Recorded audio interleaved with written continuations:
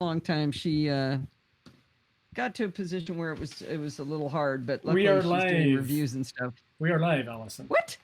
We're live. Hurry, put on pants. Oh boy. So Forbes is here with me. Yeah, make sure. Yeah, there he goes. He's getting his pants on. We'll be okay. So Steve's running the live show off of his 13-inch MacBook Pro. So oddly, his while his computer struggles to do this, he is his video is fine, but his audio is choppy in Discord. So at some point, he may switch to just doing audio. But I've got a little palette here with me. Oh no, you're not gonna hold it. So here, look who's here, guys. This is Forbes and Sienna, the newest member of our family. The cake pop. Yeah, that's about for you. So this is Sienna. Sienna May. So we're about to double our cake pop requirements. Oh. Her muscle control is just not that good yet.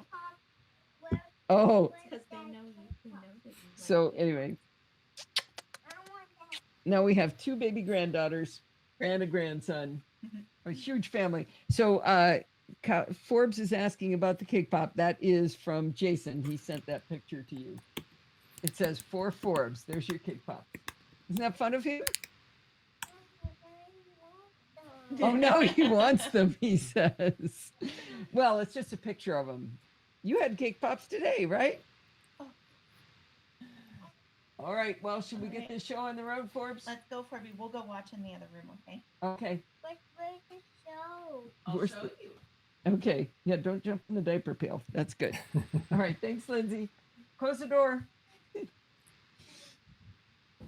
All right. We should probably check playback to see if I've got that set correctly. Yes. Let me bring in. This is one of my favorite things, is working on a laptop and being able to reach around my microphone. Let's see. Let me do a little quick recording here. Whoop, failed to start recording because no tracks are enabled. Why do I have to arm a track? I always forget and mute the track instead. Hi, this is Allison Sheridan of the NosillaCast podcast, hosted at podfeed.com. That level looks really low, but it's coming up. Let's see if you hear playback. Cutting out a lot. Okay, I'm going to hit play. Hi, this is Allison Sheridan of the NosillaCast podcast, hosted at podfeed.com. Okay, John's saying we got playback. I haven't taken roll call yet. We definitely need to do that. Okay, I need to mute you in Discord. Yes. And keep you in Mimo, voice video. External headphones, changes to Shure MDI. Okay. All right. So it's about time we did. Maybe we should put this farther away. Okay. Steve is typing a lot because his voice is choppy, but that's why we can hear him sounding like he's typing his manifesto. I'll be good about let's muting see. It's time tonight. for a roll call. All right, we've got Brett and Jason. Jill snuck in. Marty, who was helping us with sound checks and video checks earlier today. We got Rick and Sandy and Troy and Michael Westbay for the first time in the live show here. And in the sidebar, who have we got here? I see Kiwi Spoon, which is Steven. Am I right? I believe so. I always have trouble with Kiwi Spoon's name. Oh, nailed it. And let's see, Lindsay is here. And John and Rose and Troy, I already said Troy. We got this. Troy Shimkus and Wheels. Yay, Frank is here. Kevin is not here because he is busy moving his daughter out of her dorm room. So he's fine. Nothing to worry about. And we should be back in business next week, I think. All right. Let's get Steve, this show on the road. Shall we? Let's do a check for me. See if you can disable video. Do you know how to? Is there a way to do that? By disable video for what? Which disable video? Your video. My video. Okay. I was just wondering, if you weren't doing your video, would your audio be good? Because for some reason your video looks great. Well, in fact, it looks better than mine. If I do that, that's your screen as opposed to my video. Okay, but your audio still sounds kind of janky. Is it janky in Nemo, or are you listening in Discord? I'm listening in Mimo. Did that get any better in Discord? Talk for them, Steve. This is Steve doing an audio check on Discord. How is my audio? Is it continuous or choppy? Still bad. Still bad. How about... Any benefit to you quitting Discord and going back in? No, I've already done that a couple times. Oh, okay. I'm just not going to talk that much. All right. Well, I am not in a position to mute you, so you're going to need to mute yourself. Yeah, I might need a reminder once in a while. All right.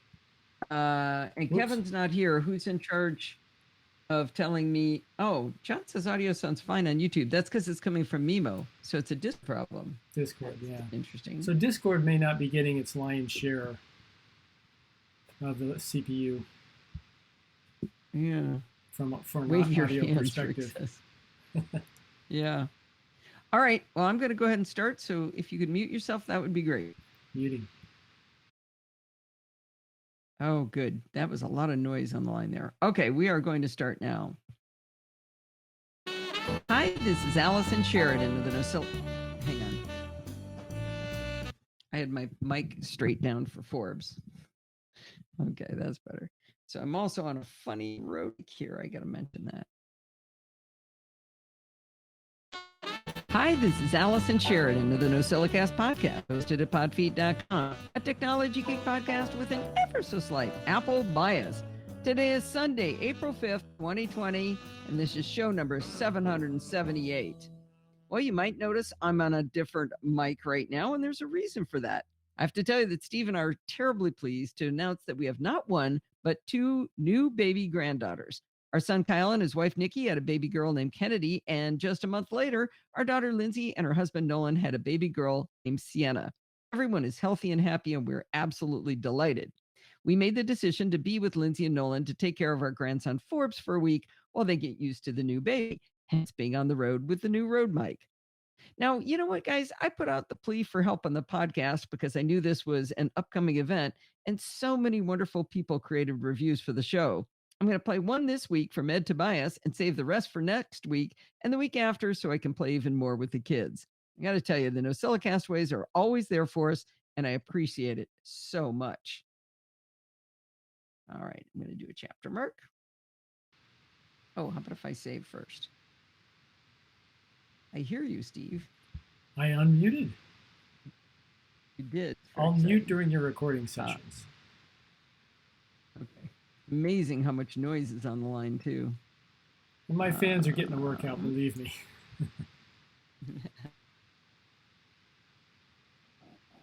Shoot. Moving by stealth episode was it? What's the easiest way for me to get to that without launching a bunch of apps? I need to figure out how to do this better. I've got one thing I need to look up every week, and programming by stealth. It's 90. Oh, there it is, 93. Let's go there. No, in there. I hear you typing, Steve. Yeah. You should talk or type on mute, one or the other. But now I'm getting all the noise and none of the joy. I can just squeeze that over. I want a free Tesla. I have an affiliate link. Get you free miles. Let's see. Come on. All right, let me start right there. Come on. All right.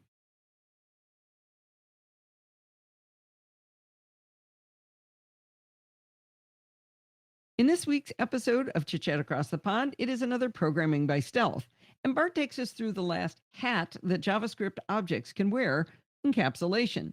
As Bart walks us through the problems encapsulation solves using a funny NosillaCast specific example, he shows us how the code becomes reusable and shareable with encapsulation and even more readable as a great side effect. It was great, and I'll bet you that Kaylee is going to lose her ever-loving mind when she hears it. It's awesome.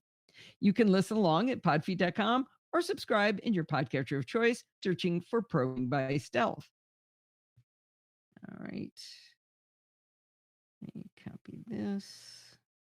I'm going to do another chapter Merc. Oh, there's some exciting news here. Let's see. Sound source on. Oh. Oh.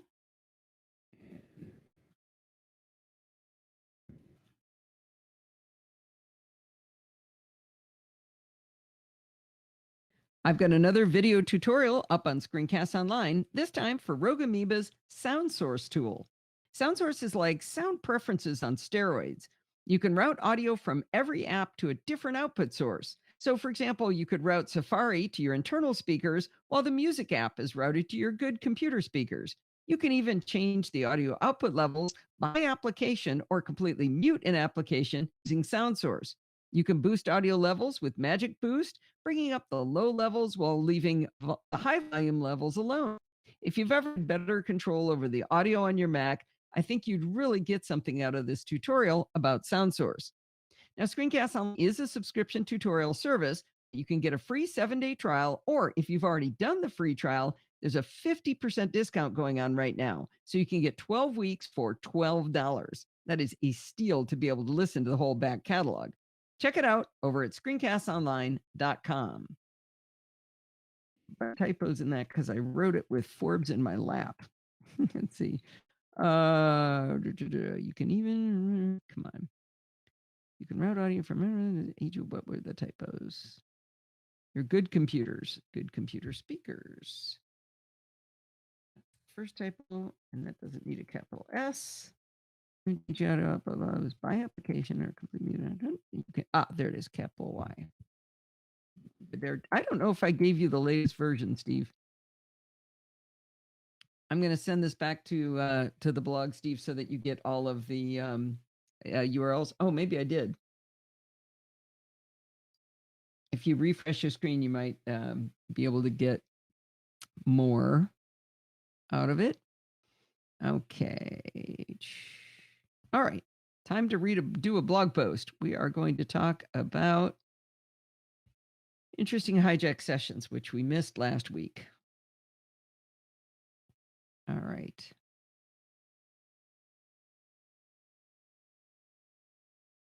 Oh, no, chapter mark, guys. What were you thinking? Come on.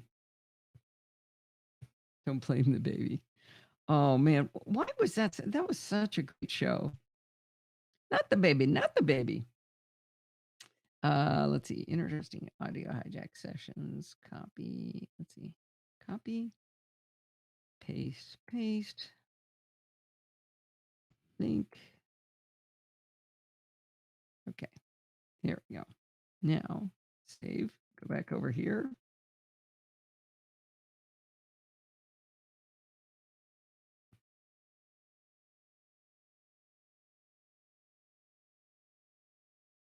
In case you couldn't figure it out from the tutorial that I just talked about on Sound Source from Rogue Amoeba, I am a huge fan of Rogue Amoeba's tools, and my favorite app of all is Audio Hijack.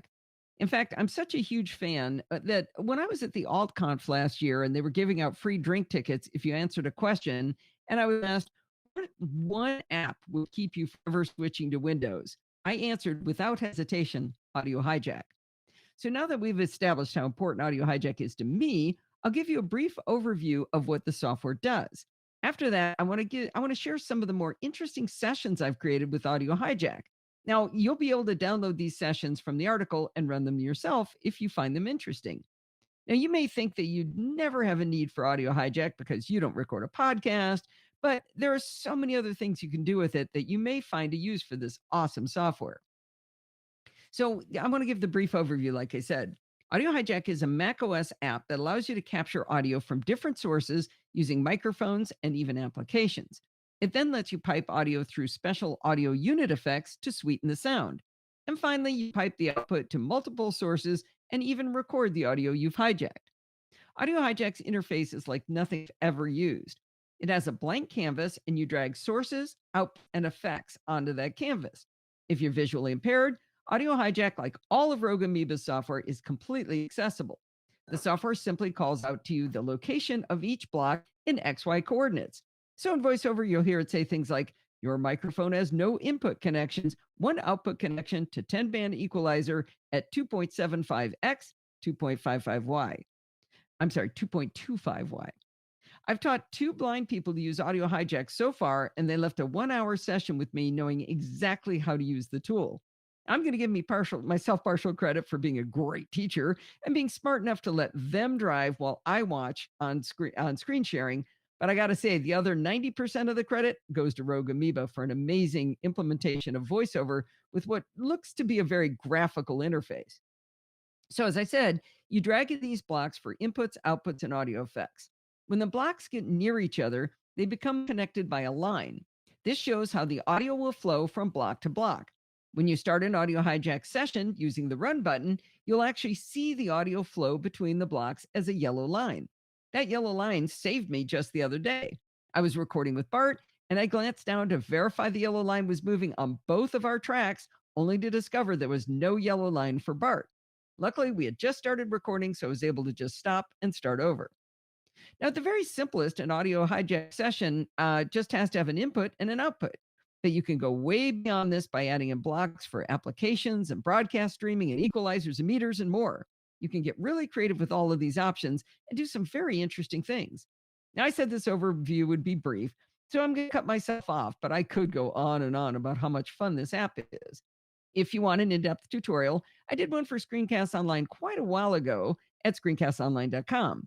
Now you'll see that it's archived, but that just means it's old. It doesn't mean it's not current. The app has been stable at version 3 with no huge revisions, but really great free updates for the last 5 years. My next Screencast Online tutorial will actually be an update that talks about some of the new things they've implemented in the last 5 years at no extra cost. Okay, let's get into the interesting examples, and I'll do each one, of course, as a problem to be solved. Every episode of Chit Chat Across the Pond that you hear means I've recorded my voice and my partner's voice from a voice over IP service, such as Skype or Discord. The first time Dr. Gary came to visit and we decided to record together, I tried to get her to go into Steve's den and let me call her over Skype so I could record with my existing session. She asked me, why can't we record in the same room? And I had to confess that I didn't actually know how to do that. I could record with somebody halfway a world away in New Zealand or Ireland, but recording someone inside my house, that was beyond my skill set. She insisted I should be able to figure this out. Now, I know at least 12 of you are yelling into your devices right now that if I just had a hardware mixer, this would be easy. Well, I had a mixer at one time, and I didn't like it. I didn't ever understand it particularly well, and it took up a giant area of my desk. I have figured out how to avoid having a mixer by using Audio Hijack, and it turns out to be much easier than I expected. By the way, a future Chit Chat Across the Pond, I'm going to have someone on the show where they're going to try to convince me that a mixer is better than Audio Hijack. So, kind of going to do a smackdown. Should be fun. I plan to lose. All right. So, I can plug two microphones into my Mac pretty easily. If they're both USB, I just need the USB-C adapter and the hardware's taken care of. Now, I use a big girl mic with an analog XLR connection, so I have to plug my mic into a USB interface first, but then it's right into the Mac with the USB-C adapter. All right, so hardware is sorted. That's all I need to record Marianne in the room with me. In Audio Hijack, you can add as many input sources as you like. Inside the sources option, we can choose the input device block that looks like a microphone and drag it in twice, one above the other. On the upper one, we'll choose our own mic, and on the lower block, we'll choose the second mic. Now, if you wanted the simplest possible setup, we could then drag in a recorder block from the output options, and we would be done. We would be in business. You could actually record both mics using Audio Hijack in this way. Now, by default, the recorder block is set to 256 kilobits per second stereo MP3. You hit the red button, you're hijacking both mics, and the recording is a high-quality MP3. Now, there's one problem with that. If you're wearing headphones, and you should, to make sure you don't get feedback into your own mic, you won't be able to hear the other person. There's an easy solution. You simply drag an output device after your mics and before the recorder and set it to your headphones. To change the recording format, you can tap on the recorder block and then select the pull down for quality under recording format. In this simplest form, both mics are being recorded on both channels into the stereo file. Because they're both on both channels, You won't be able to fix problems separately by voice. So let's say I start eating some popcorn while Marianne is busy crushing my dreams about how flawed my memory is. I can't go back and cut out my crunching from the recording, or it would cut her voice out too. So there's a solution to this problem. Audio Hijack has what's called the channels block under built in effects. Channels blocks allow you to do a few different things, but I use it to simply kill one channel on each mic. So in the upper track, which is my mic, after my mic, but before the recorder, I can tell it a channel block to kill the right channel. Now my audio is only on the left channel in the stereo recording. On the lower track, I do the opposite. I drag in another channels block and I tell it to kill left. So now I'm on the left and the other person's on the right. Now, as long as Dr. Gary's mic doesn't pick up my popcorn crunching, I can eat away and edit later, which I never do, by the way. Eat while recording or edit my recordings. Okay, now everything's doing what we wanted, right? Oh, sure, but we could make it even better. That recorder set to MP3 would work just fine if this is your final output, but that's a compressed audio format, even though it's pretty high quality. If I'm going to drag this audio into another application and top and tail it with an introduction and an outro, I'd be compressing the recording a second time on export, and that's never good if you can avoid it. I select the recorder block and I change it to an uncompressed 16-bit stereo AIFF. So now I've got two high-quality recordings, or one high-quality recording with these two channels. Now, with two people on a recording, you never know if the other person is going to be right up on the mic or if maybe they're going to lean way back like this and get real quiet as a result. I'm looking at you, Marianne.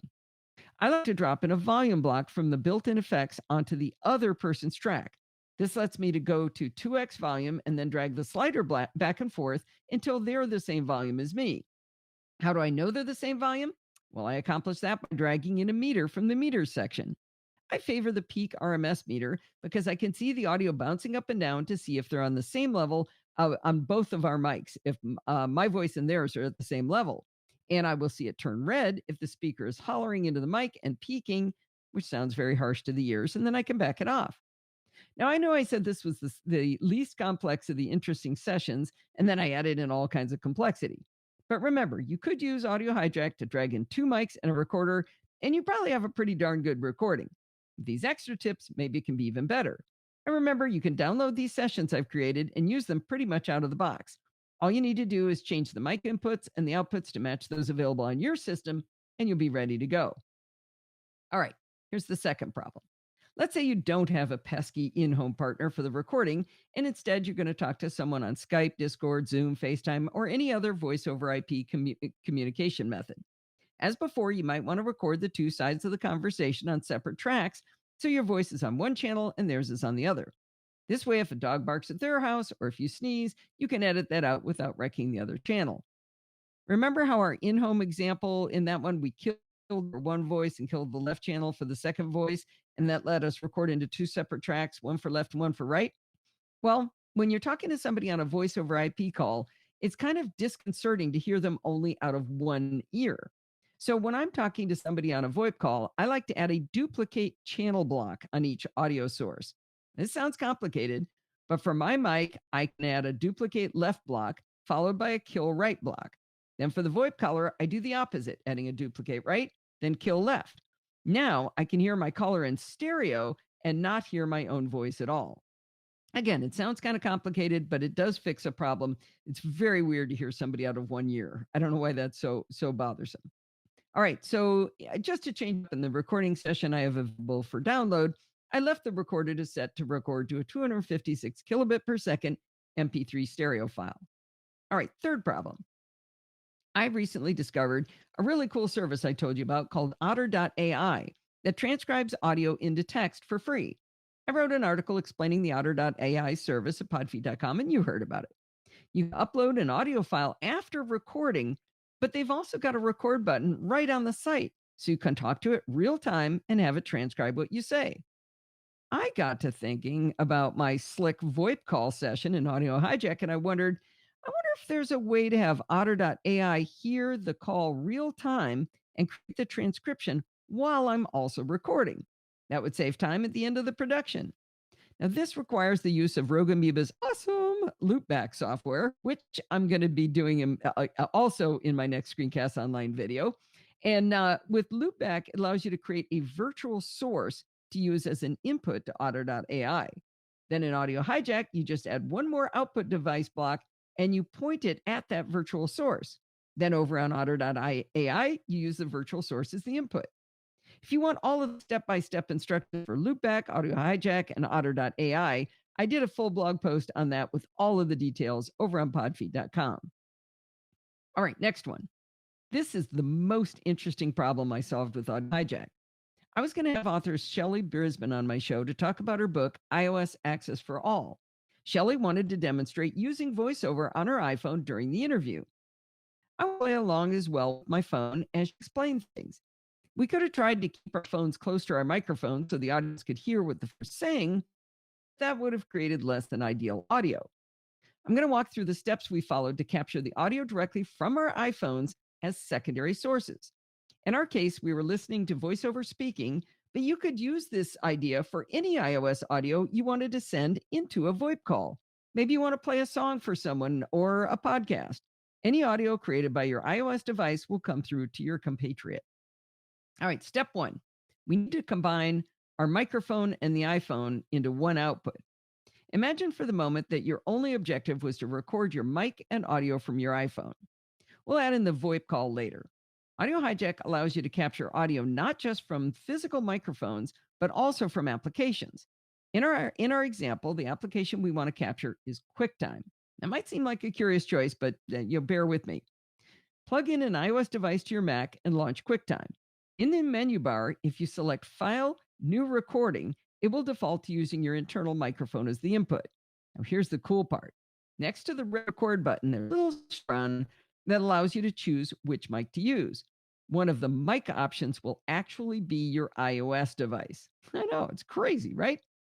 You can test this right now yourself without using any other tools. Just play some audio on your iPhone or iPad while QuickTime is using it as a microphone, and you'll see the little audio levels start bouncing in QuickTime. Next, in Audio Hijack, pull in an application source, click on it, and choose QuickTime Player as the application. Then pull in an input device and choose your microphone. Add an output device and set it to your headphone speakers. And when you engage Audio Hijack, you should be able to hear the audio from your iOS device and your own voice at the same time. All right, this is great, but we're going to need to pipe this combined audio as an input to our VoiceOver IP application. We need to create a virtual source to do this. So again, we would use the awesome and easy to use software Loopback. In Loopback, the very simplest virtual device is simply a pass-through device, which is all we need. In Audio Hijack, we can add an output device to our QuickTime and microphone chain and select the newly created virtual pass-through as the device. We now have the power to send our voice and the audio coming from iOS anywhere we like, just as though it was a hardware device. All right, that was step one. Step two, we need to add voice over IP to our session. So the first half is done. We're going to create an entirely separate and parallel path in Audio Hijack for Skype. Two paths will never even touch each other. They're completely independent, but are created in the same session. We've already gone into great depth on how to work with a voice over IP call, so I'll be a bit more brief in my description of that part. I used Skype as an input block, threw a VU meter block to watch the levels, duplicated the right channel, and sent it out to my speakers, added a recorder block. In Skype, I need to set the mic input to pass through so that the person can hear my voice and my iOS device when it's making noise. In this configuration, note that you do have to hit the red button so that the person on the voice over IP call can actually hear you and your iOS device. Okay, that's too long without saving and getting a drink. Oh, is Kaylee here? 170 new messages. Oh, Troy likes this. Yay! Troy's actually listening. Who else snuck in? Dave Ginsburg snuck in. Kaylee is asking, who is that person talking into the mic? I think it's been a while since she's been. Is she? Oh, she was here before. So, Kaylee, you are going to die. You have to listen to Programming by Stealth this week. It is so awesome. You are going to love it. It's almost like the episode was written for Kaylee. I think she popped in right after you mentioned that. Oh no, that's problem. That's no problem, Kayla. You didn't need to do it urgently. You will. It doesn't matter when you listen to it. You will just freaking love it. You will love it. It's so awesome. Oh, good. Oh, Dave likes this audio hijack stuff too. Good. So I'm not boring you. That's good. At least one of us. All right. Hey, no, there were two. Oh, Troy okay. liked it too. Shut up, Steve. Tro- And Jill Troy- wants to learn. Oh, audio shack. Come on. What's wrong with you people? All right. Let's see. I use it all the time. Yeah. And your iOS device. Okay, where was I? There. Okay. I needed a break. I was thirsty. Okay. Save. In my example, Shelly and me both wanting to send her iPhone audio to the call, we had one more step. Shelly needed to have an identical setup on her end. Of course, she's an avid audio hijack fan and she had the skills to create the session, but we didn't need to have her do all that work. I simply sent her my session, dragging and dropping it into messages. She opened it in her copy of Audio Hijack and then changed the mic input and output to match her devices. As soon as we both engaged our copies of Audio Hijack, we could both hear each other's voices and our iOS devices as VoiceOver jabbered away. And of course, all of that went right into the recording. I created a tutorial back when I figured this out, but it was before Loopback existed. I was using an application called Soundflower, which is no longer supported. I do highly recommend Loopback, but if you're funding restricted, you might want to check out the open source replacement for Soundflower called Black Hole on GitHub. I couldn't figure it out in the short time I spent with it, but maybe you're more clever than me. In any case, even though my tutorial references Soundflower, I think the settings for the blocks will help, so I've included a link to the tutorial in the show notes. So the bottom line is, it's highly probable you may never need to solve the exact same problems I had to solve. Hope is that this helps stimulate idea problems you could solve with Audio Hijack. I'd sure like to hear about it if you come up with some interesting Audio Hijack sessions. And don't forget, like I said at the beginning, you can download all of the sessions I described here so you don't have to recreate them in your copy of Audio Hijack. Whew. You see why I didn't want to play that last week? That was 17 minutes. That's the one I saved. All right. And save now. Jack Parker, I mean, if you know you want to, you should save too. That's good. All right. What's up next? I think I get to take a break here. Oh, yes. I gotta set it up though. We get a. So Ian's asking what a double ender is. You might want to just mention a word or two on that. Oh, he's asking Marty, but I can talk to it too. Let's see if we gave the same answer. A double ender is when two people are both recording the same thing and they each record their own end and then you combine it into one. So Bart and I, well, we do a little bit more than normal people, but what would happen is like Bart records his voice, I record my voice, and then I put them together into one recording. What we do is we both record both sides as two separate channels. So I bring them together and I get rid of my voice on his and I get rid of his voice on mine. And we do it that way because that way, if something goes wrong on my recording, we've got a full backup his recording. And sometimes it also helps to line the audio up a little better if I can see both voice tracks. In fact, you can see Allison stripping off one half of each of those recordings and putting them together at the end of the show. Actually, yeah, you could. Good point. Yeah, we'll make sure we show that when I get to security bits. You can see exactly how that works. It sounds labor intensive, Ian, but it's not that bad. The alignment is pretty quick, and the tool is very helpful. Yeah, it's very easy. No, it's well, I wouldn't ask a normal person to do that, to do the other ended recording. But if they're a podcaster, they've got the gear to do it, so it's not a big deal. All right, I need to do a quick setup here. Can you mute, Steve? Huh, still hearing noise. Now he's gone. All right, let's have a listen to good friend of ours and NosillaCastaway, Ed Tobias, in his review of SketchUp. And he's not a NosillaCast away. He's a NosillaCast away. Trademark Osrose. I use my. Eh? Trademark Osrose. He had me and Allison stripping off. Rose, behave.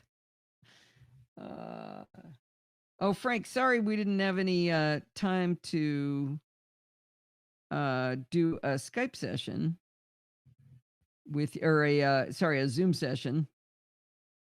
Oh, okay. This is an MP3, unfortunately, but it'll work out.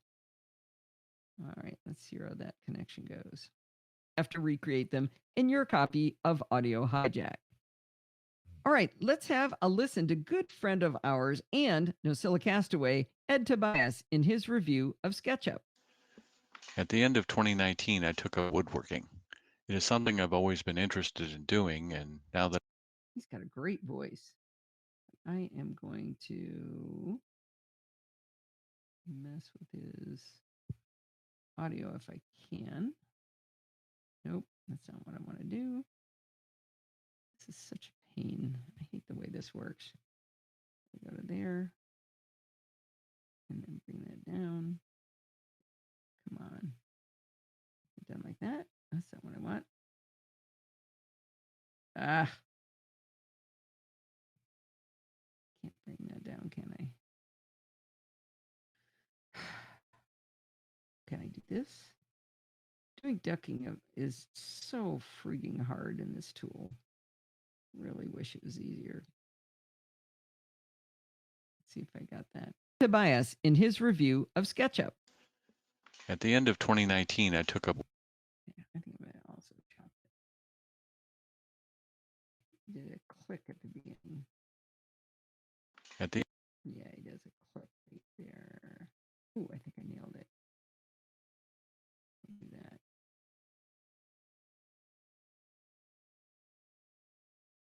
Of SketchUp. At the end of 2019, I took up woodworking.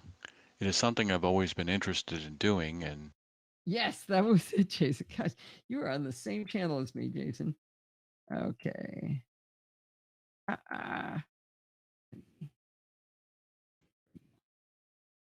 And now I'm going to go into programming is my happy place.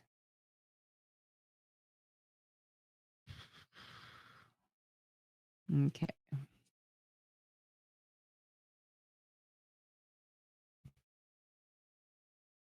see. Got to put in my chapter marks. There's got to be a way to automate that. If I have mentioned that, maybe a few hundred times. Programming is my happy place. That's this URL here. That. Maybe that'll work. I appreciate chapter marks in podcast now. So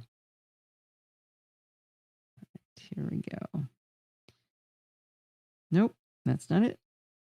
Switch. You don't need to be open. And now that, and now that. I have such limited screen space. I have to move a lot of stuff around here. All right. that's it for now. Time to head back to the shop. All right, Ed. Well, I've got some woodworking projects I need to get started working on. And I really do need to give SketchUp another spin. I did a lot of 3D modeling in my early engineering days, so I'm pretty familiar with how those tools work. I gave a quick shot at playing with SketchUp and it was confusing again, but of course I didn't follow your suggestion, watch any videos. So maybe I'll try to get some time to do that. Looks like fun. In my engineering curriculum, I took classes in 2 programming languages. In my freshman year of undergraduate work, I took a class in BASIC, and then I took Fortran 4 with Watt 5 in grad school. I got my master's in mechanical engineering in 1982, and then last time programmed.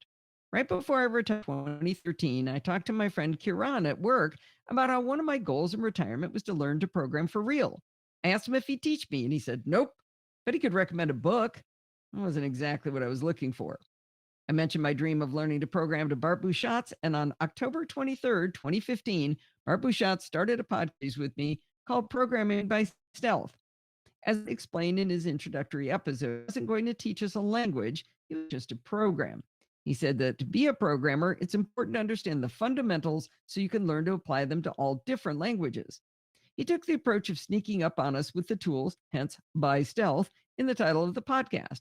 He decided not to teach us anything that wasn't transportable across platforms, so everything he's teaching us is for Mac, Windows, and Linux users. The most universal place in the world is the web, so we're learning to write programs for the web. As we've gone through the lessons, there have been some really easy parts for me, some terrifically difficult sessions. As I discovered, when the results are visual, I enjoy the assignments. Okay, I'm starting to stutter for some reason. Let's try that again. As we've gone through,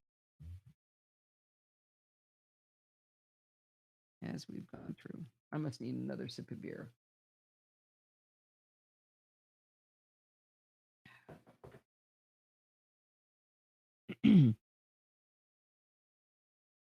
As we went through the lessons, there have been some really easy parts for me and some terrifically difficult sections. I've discovered that when the results are visual, I enjoy the assignments immensely. When the results are abstract, not so much.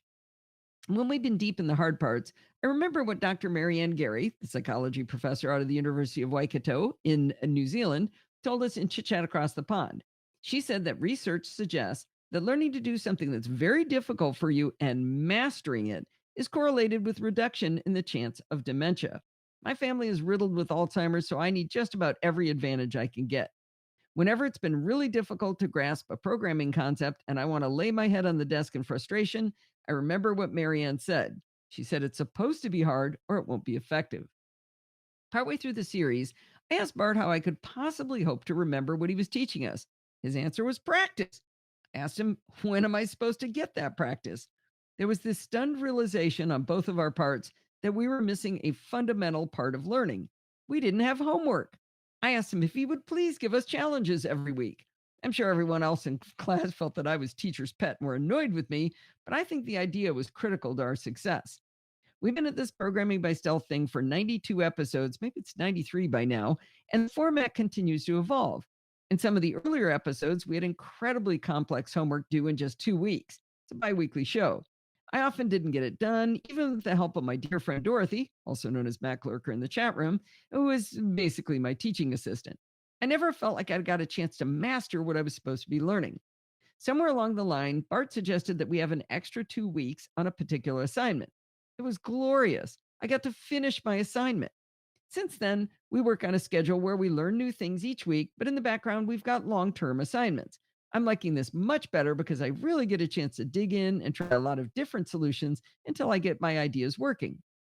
One of the things Bart has been banging into our heads is that he doesn't want to spoon feed us all of the information.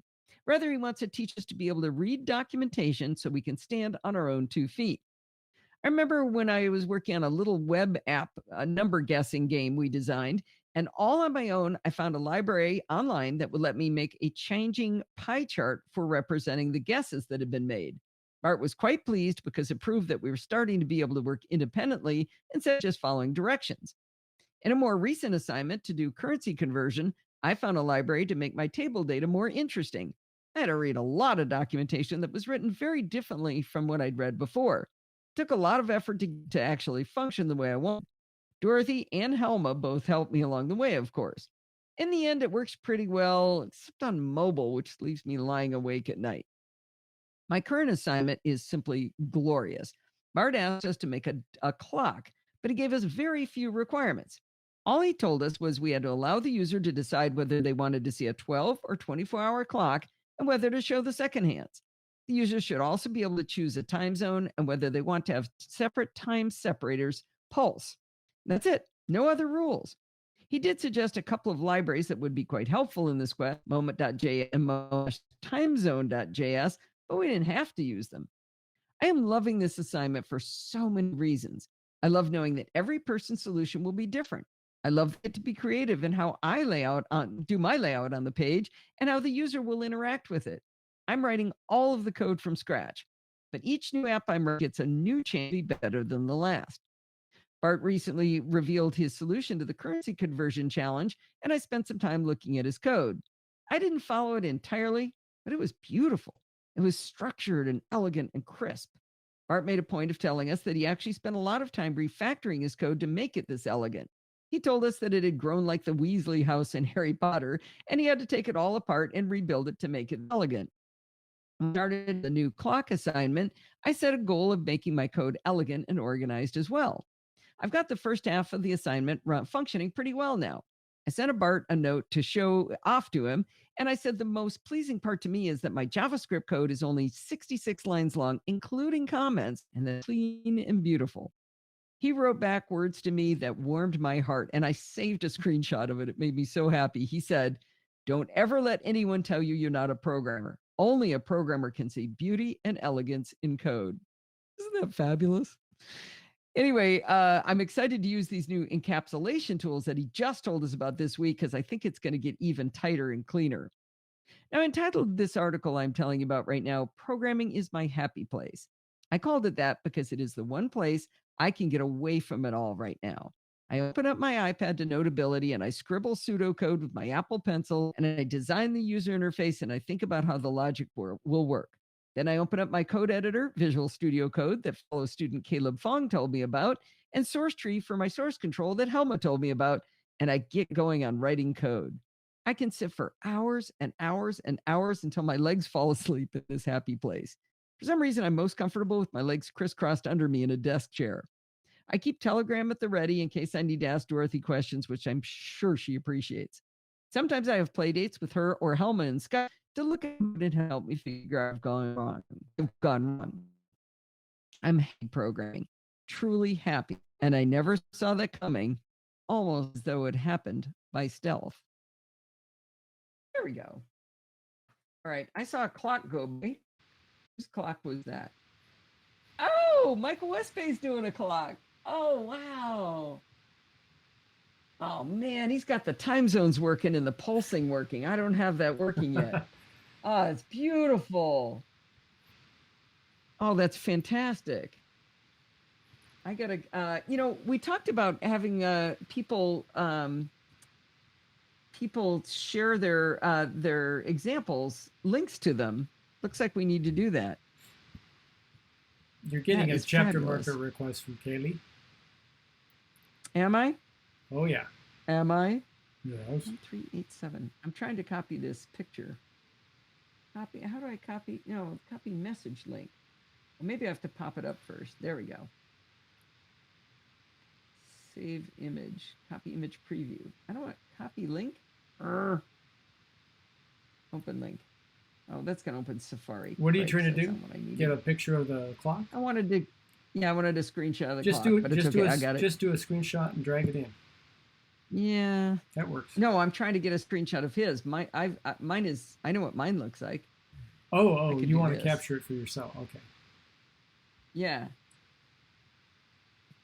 We should post that in. Oh, Mike, are you in our Slack, Michael? Go down. So I just pulled it out of Discord. It's a little small. Yeah. Well, yeah, I opened it up first. I popped it up first and then did it. So I think it's okay. Okay, you want a chapter mark? All right. Yes. Let me see. I got to do some stuff. I got to get rid of this. I got to do. All right, chapter mark. Oh, no. Nice try. What did Nice do? try.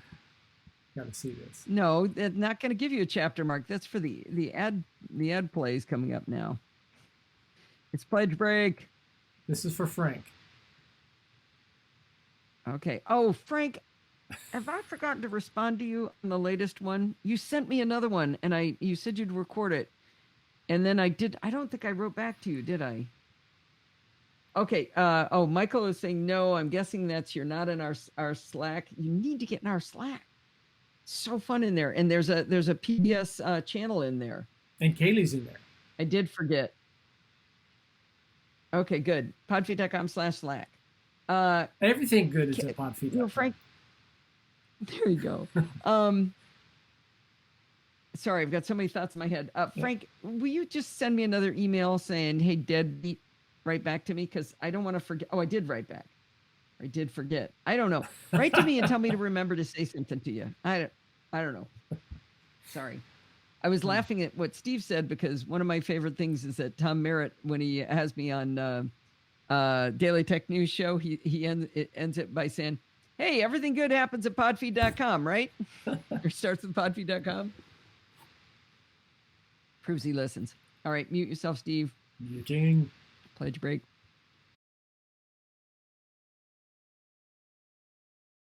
Uh-oh.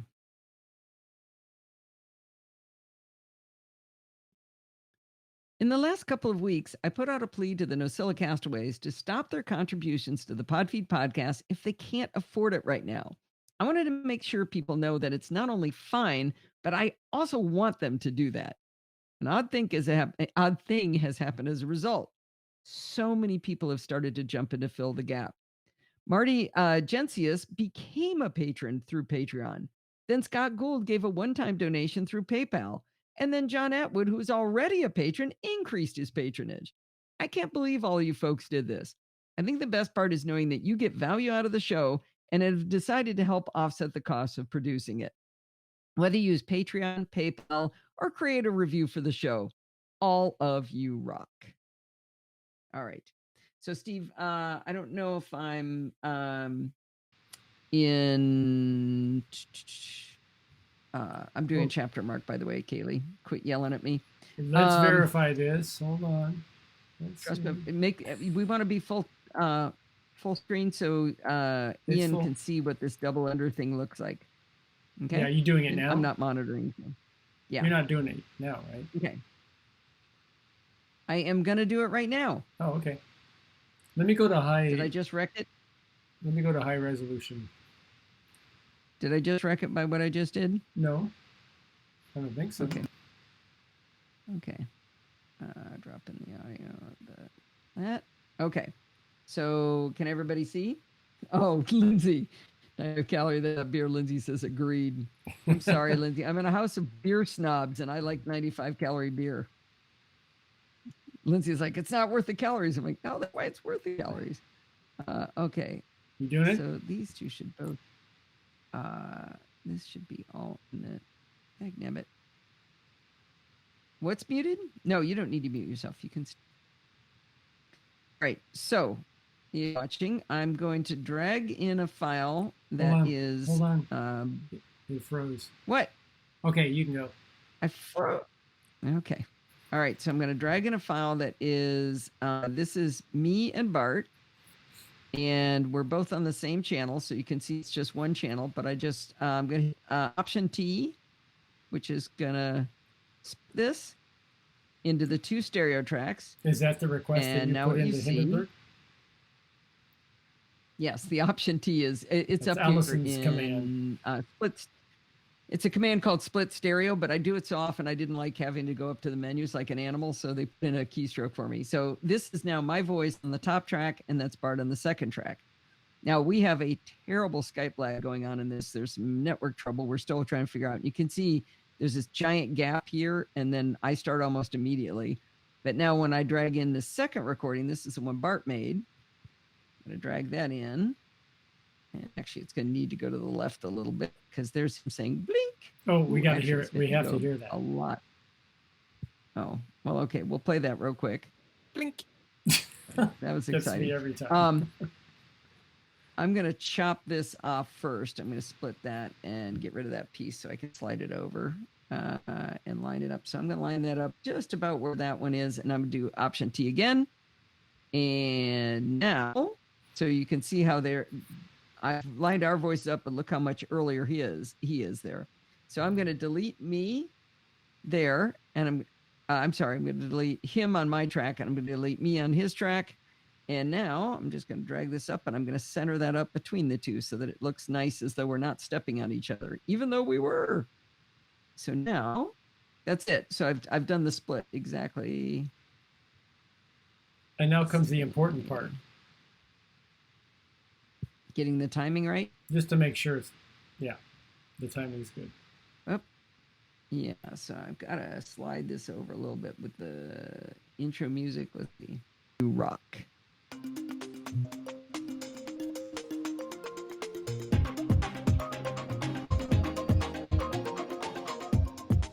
Well, it's that time of the week again. It's time for Security Bits with Bart Busschots. And before I say hello to Bart, I would like to point out to the audience that we have a significant Skype lag. Apparently, everybody's using the internet right now.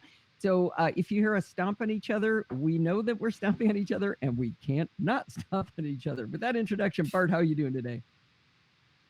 I am doing just fine, and yeah, thank you for setting that up, because that way it doesn't sound like we're being rude. We're just making do with the best we can, with the poor internet having to digest a lot. Definitely. All right, where are we starting today on our security bits? Okay, so did Ian? Did that make sense, Ian? That explanation?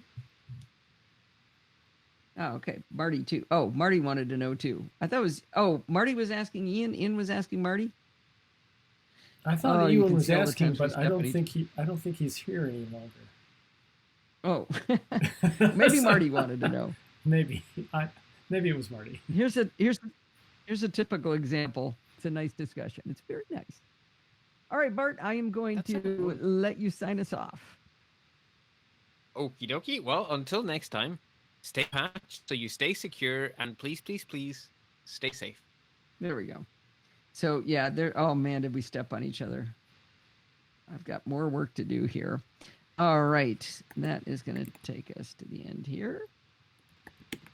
All right, I'm going to sign us out. Oh, did I do a security? Yeah, I did a security bit thing. Okay, mute yourself, dear. Muting. Sound like you're doing your manifesto again, honey. So All right. many manifestos. All right, here we go. Well, that is going to wind us up for this week. Do not forget to send in your dumb questions, comments, and suggestions by emailing me at allison@podfeed.com. And you can follow me on Twitter as @podfeed. Remember, everything good starts with podfeed.com. If you want to become a patron, go to podfeed.com/Patreon. If you want to cancel your patron because you can't afford it, you still go to podfeed.com/Patreon. If you want to do a one-time PayPal donation, you can go to podfeed.com/PayPal. If you want to join our Facebook community, that's podfeed.com/Facebook. Our community is rocking. You should go there for sure. Podfeed.com/Slack. And if you want to join on the live show like Michael Westbay did for the first time today, head on over to podfeed.com/live on Sunday nights at 5 p.m. Pacific time and join the friendly and enthusiastic NosillaCast castaways. Thanks for listening and subscribe.